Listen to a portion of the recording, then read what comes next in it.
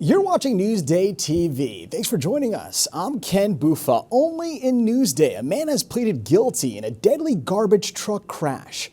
Jaswinder Singh admitted to speeding through a red light. The 54-year-old's 19-ton truck slammed into a Honda Accord, killing 24-year-old Joseph Kelly. The crash happened back in 2023 in Hauppauge. And Long Island now has its first global entry enrollment center. Many of you who have already gotten global entry cards have had to go either to JFK Airport or to Bowling Green in New York City, and both those are very difficult for people from Long Island to get to. Now the center opened up today at Eisenhower Park in East Meadow. Officials say this is to help with the backlog of applicants. The program allows for expedited clearance for low-risk travelers coming into the United States. And a Hampton-based pharmacy is closing later this month. Rite Aid's pharmacy on Montauk Highway will close on June 24th.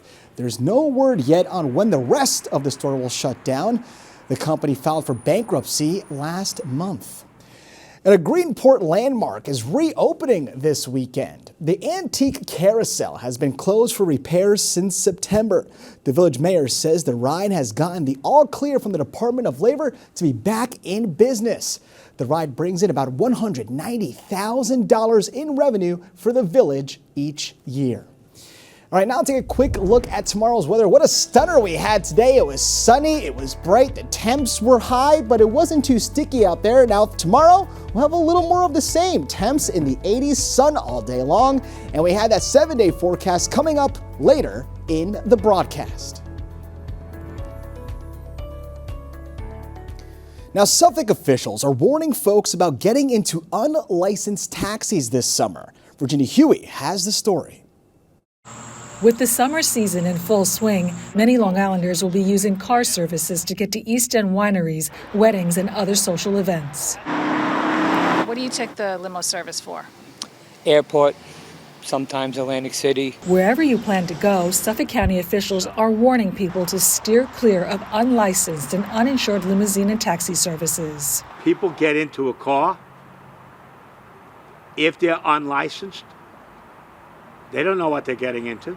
If there's an accident or if there's something that goes wrong, they have no one they can file a complaint with. Suffolk County officials are urging consumers to do their homework before hiring a car service. One thing to check is the license plate on the vehicle. Examples of licensed and legal operators are shown on the left.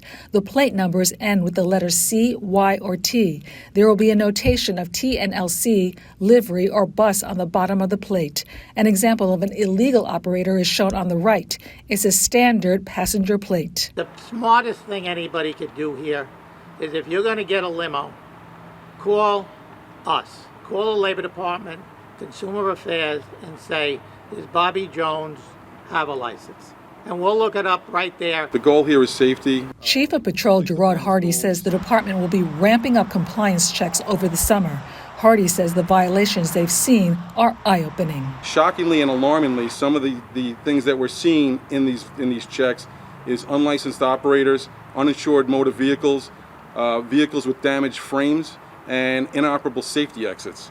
This is why it's so important to hire people that are being regulated and checked by the state. It's advice Jason Rivera of Lake Grove takes to heart. You know, when you're booking these things, you put your family's life at risk, your life at risk. For Newsday TV, I'm Virginia Huey.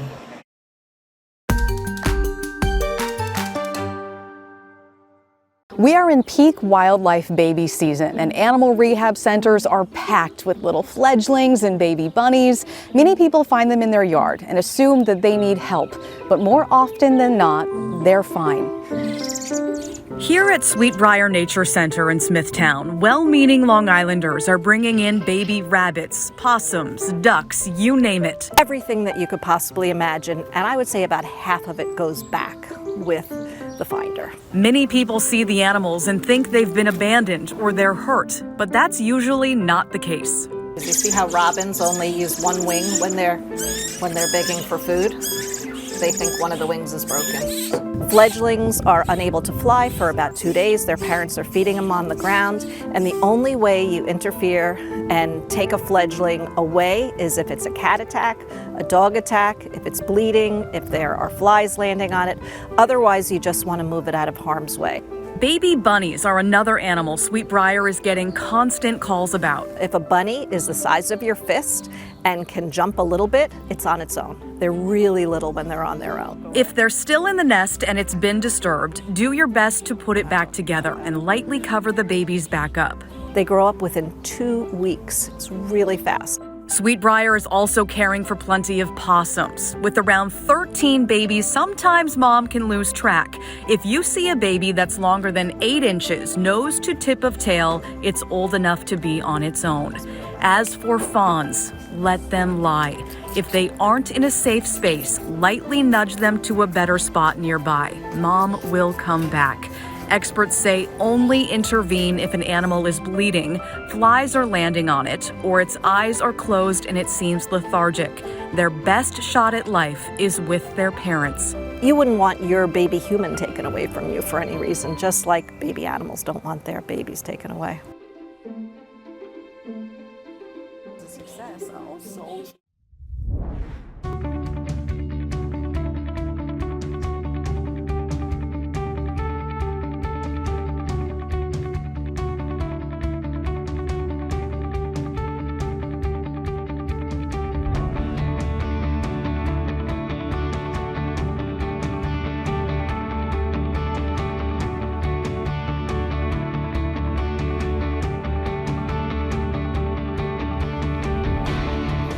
All right, so the Yankees are reportedly bringing back an old-timers day game, but they won't be playing baseball. Former stars will be playing softball instead. The lineup of players and attendees have not yet been announced. The game will be held, though, on August 9th. And the Jets have wrapped up their second day of mandatory minicamp, and here's what the team had to say about the work so far. Feel like things have been going well. Feel like we're moving in the right direction. I always say it's early because we're still in shorts and t-shirts to see exactly the identity of a lot of the individuals. But from a standpoint of the effort, the urgency, the tempo, the things that we're asking the guys to do, I'm pleased. I think these guys are all coming along as we learn the system, and they're all getting their opportunities to get out there and make plays, whether it's in the team periods or 7-on-7s, and even in the walkthroughs, because we have to look at that with a close eye as well to see the technique. But the guys are improving every day. They're putting their best foot forward. They're giving great effort and trying to learn the details of everything. One of the things that we always talk about is really the consistency and how we operate. So yes, it's good to get away, have some downtime, enjoy your family, but we got to continue to emphasize, our conditioning, working out, guys staying in the playbook, still studying, doing things like that. So when we come back, we're starting exactly where we left off. Now, it's an end of an era for one of Long Island's most storied lacrosse programs. Chaminade's Jack Moran has stepped down as coach after 45 seasons. Newsday High School sports editor Greg Sarah has a look at his legacy and what comes next. Jack Moran coached Chaminade boys lacrosse for the past 45 seasons, parts of 5 decades. He created a winning culture beyond the wins. He was a builder of teams of young men and of a culture grounded in character, faith, and excellence. Jack Moran is the architect of one of the most successful high school lacrosse programs in the country, a program that has risen to national prominence, and he's stepping down as head coach, but will continue to serve the program as an advisor and director of player development. In his career, Moran has amassed 629 wins, 28 regular season titles, and 21 Nassau-Suffolk Catholic High School Athletic Association championships. Gregory Kay, who graduated Chaminade in 1998, will serve as the next head coach of the program. He will be joined by associate head coach Thomas O'Connell, a 2015 Chaminade graduate who earned the national championship at Maryland.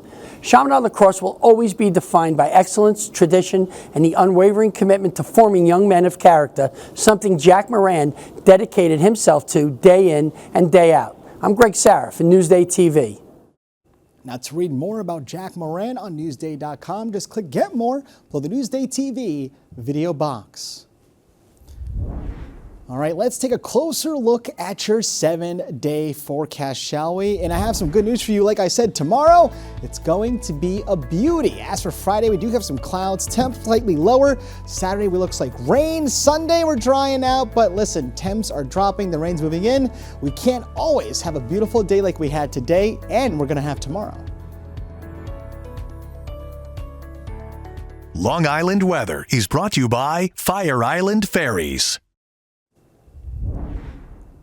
You're watching Newsday TV. For more on all the stories you've seen here today, head over to Newsday.com. I'm Ken Buffa. Thank you so much for joining us.